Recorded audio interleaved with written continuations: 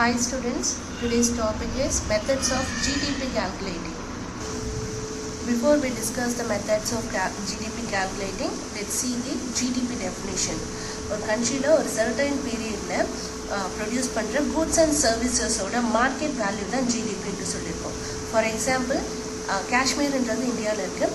So அது அங்கே உற்பத்தி செய்யப்படுற ப்ரொடியூஸ் பண்ணுற ஆப்பிள் வந்து மார்க்கெட்டில் சேல் பண்ணால் அது இந்தியாவோட ஜிடிபியில் சேரும். அதுவே கலிஃபோர்னியா ஆப்பிள் வந்து இந்தியா மார்க்கெட்டில் சேல் ஆகிறப்ப அதோட சேல் வந்து இந்தியாவோட ஜிடிபியில் சேராது. அது கலிஃபோர்னியா வந்து யூஎஸ் இருக்குது, யூஎஸ்ஓட ஜிடிபியில் ஆட் ஆகும். ஸோ இதுதான் ஜிடிபியோட டெஃபினேஷன். ஸோ ஒரு செர்டைன் பீரியடில் எவ்வளோ சேல் பண்ணுறோமோ அதோட வேல்யூ தான் ஜிடிபியில் ஆட் ஆகும். ஃபார் எக்ஸாம்பிள் 2019-20னா அது அந்த 1 இயரில் எவ்வளோ ப்ரொடியூஸ் பண்ணுறோமோ அதோட தான். லாஸ்ட் இயரோடது 18ஓடது 19-20ல் ஆட் பண்ண முடியாது. ஸோ ஜிடிபி கால்குலேஷனோட ஃபார்முலா ஜிடிபி = சி கன்சம்ஷன்னா நுகர்வோர் ப்ளஸ் இன்வெஸ்ட்மெண்ட் முதலீடு, கவர்மெண்ட் எக்ஸ்பெண்டிச்சர்ஸ் கவர்மெண்ட்டோட செலவினங்கள், X-M export minus import minus பண்ணால் ஜிடிபி கால்குலேஷன் தெரிஞ்சிடும். ஜிடிபின்ற கான்செப்ட் ஃபஸ்ட்டு எப்படி டெவலப் ஆச்சுன்னா 1934ல் காங்கிரஸ் ரிப்போர்ட்டில் சைமன் கஸ்னர்ட் என்றவர் யூஎஸ்ஏவை சேர்ந்தவர் அவர் தான் ஃபஸ்ட்டு ஜிடிபின்ற கான்செப்டை கொண்டு வந்தார். Let's see methods of GDP calculating. First one, expenditure approach, செலவின முறை. ஃபார் எக்ஸாம்பிள் ஒரு நாட்டில் final goods and services produce பண்ணுறதுக்கு எவ்வளோ எக்ஸ்பெண்டிச்சர் ஆகுதோ செலவினங்கள் ஆகுதோ அதுதான் இதெல்லாம் கால்குலேட் பண்ண போகிறோம். ஃபார் எக்ஸாம்பிள் நான் ஒரு சோப் இண்டஸ்ட்ரி வச்சுருக்கேன்னா அந்த சோப் இண்டஸ்ட்ரிக்கு ஃபஸ்ட்டு நான் ரா மெட்டீரியல் வாங்கணும், கெமிக்கல் யூஸ் பண்ணுவேன், அதை ஃபைனலாக ஒரு சோப்பாக எடுத்துகிட்டு வருவேன், அதுக்கு ரேப் பண்ணுறதுக்கு கவர் வாங்குவேன், அதுக்கு பிரிண்டர் பண்ண ஸ்டிக்கர் ஒட்டுவேன், அது மார்க்கெட் கொண்டு போகிறதுக்கு டிரான்ஸ்போர்ட் யூஸ் பண்ணுவேன். ஸோ இது வரைக்கும் எனக்கு எவ்வளோ செலவு ஆகுதோ அண்ட் அதை வெளிவரதுக்காக நான் எவ்வளோ செலவு பண்ணியிருக்கணும் அது எல்லாமே இந்த எக்ஸ்பெண்டிச்சர் அப்ரோச்சில் வரும்.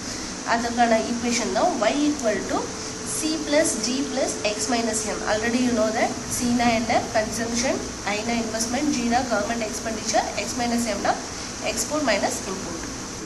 Next one income approach. Income அப்ரோச்னா வருமான முறை. என்னோட final goods and services produce பண்ணுறதுக்காக எத்தனை எம்ப்ளாயீஸ் அதுக்காக வேலை செய்கிறாங்களோ, மேபி மென் ஆர் விமென் யாராக இருந்தாலும் அவங்களுக்கு கொடுக்குற சேல்ரி வந்து அவங்களோட இன்கம் அப்ரோச்சில் சேரும். ஸோ அவங்களோட இன்கம் வந்து என்னென்னா வேஜஸ், சேல்ரி வரும், அண்ட் அவங்களோட ரெண்ட் வாடகை கொடுக்கணும், அண்ட் அவங்க எங்கேயாவது லோன் வாங்கியிருந்தாங்கன்னா அதுக்கான இன்ட்ரெஸ்ட் பே பண்ணுவாங்க, அண்ட் அவங்களோட ப்ராஃபிட். இது எல்லாமே இன்கம் அப்ரோச்சில் அவங்களோட இன்கம் அப்ரோச்சில் ஆட் பண்ணுவாங்க. இது ஜிடிபி கால்குலேட்டிங்கில் ஆட் ஆகும். Next value added approach. Value added approach already இதை பற்றி நம்ம டிஸ்கஸ் பண்ணியிருக்கோம். ஃபைனல் குட்ஸ்னால் என்ன, இன்டர்மீடியட் குட்ஸ்னால் என்னன்னு சொல்கிறப்ப இதை சொல்லியிருக்கோம். ஒரு ஹோட்டலுக்கு போய் நீங்கள் டீ ஆர்டர் பண்ணுறீங்க, டீ ஆர்டர் பண்ணுறப்ப உங்களுக்கு டீ வரும், அது வந்து ஃபைனல் குட்ஸ்.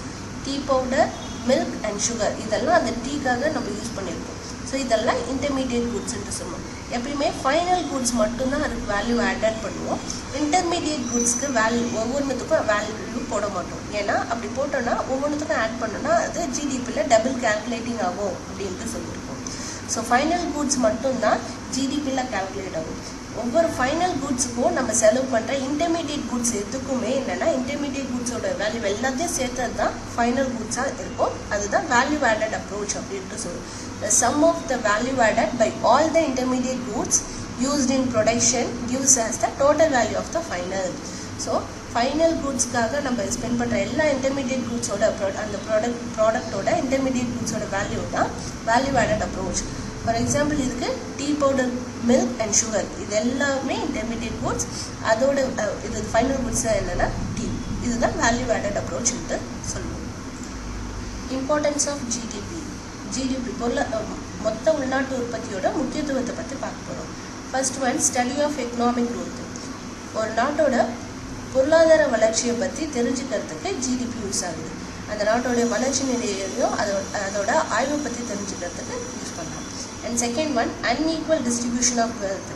அண்ட் எல்லாருக்கிட்டையும் எல்லாம் சமமாக மணி இருக்காது, ஒருத்தர்கிட்ட ஜாஸ்தியாகவும் ஒருத்தர்கிட்ட கம்மியாகவும் இருக்கும். ஸோ அந்த விஷயத்தை தெரிஞ்சுக்கிறதுக்கு ஜிடிபி யூஸ் ஆகுது. Third one, problems of inflation and deflation. இன்ஃப்ளேஷன்னா பணவீக்கம். ஒரு மார்க்கெட்டில் ஒரு பொருளோட வேல்யூ சடனாக ஜாஸ்தியாகிறப்ப அந்த பொருளோட வாங்குறது அவங்க நபர் வந்து கம்மியாகிடணும். கொஞ்சம் பேர் தான் அந்த பொருள் வாங்குவாங்க, நிறைய பேரோட வாங்க முடியாது. அது வந்து ஸ்டாக் அப்படியே நின்றுடும். ஸோ அதை வந்து இன்ஃப்ளேஷன், பணவீக்கம் அப்படின்ட்டு சொல்லுவாங்க. Fourth one, comparison with developed countries of the world.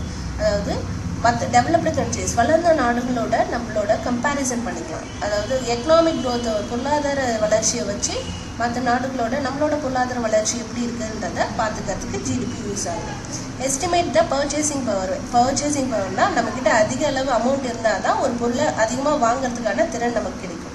So purchasing power ஜாஸ்தியாகிறதுக்கு ஜிடிபி யூஸ் ஆகுது. பப்ளிக் செக்டர், பொதுத்துறையை பற்றி எல்லா மக்களும் தெரிஞ்சுக்கிறதுக்கு ஜிடிபி யூஸ் ஆகுது. And guide to economic planning. Economic பிளானிங்னா லாஸ்ட் இயரை வச்சு இந்த இயரை வச்சு நெக்ஸ்ட் இயருக்கான பொருளாதாரத்துக்கான பிளான் பண்ணுறதுக்கு, எக்கனாமிக் பிளானிங் பண்ணுறதுக்கு ஜிடிபி ரொம்ப இம்பார்ட்டண்ட்டாக இருக்கும். அண்ட் இந்த லெசனோட கொஷின் என்னென்னா, methods of calculating gross domestic product, GDP. இது வந்து ஒரு இம்பார்ட்டன்ட் 5 மார்க் கொஷின்.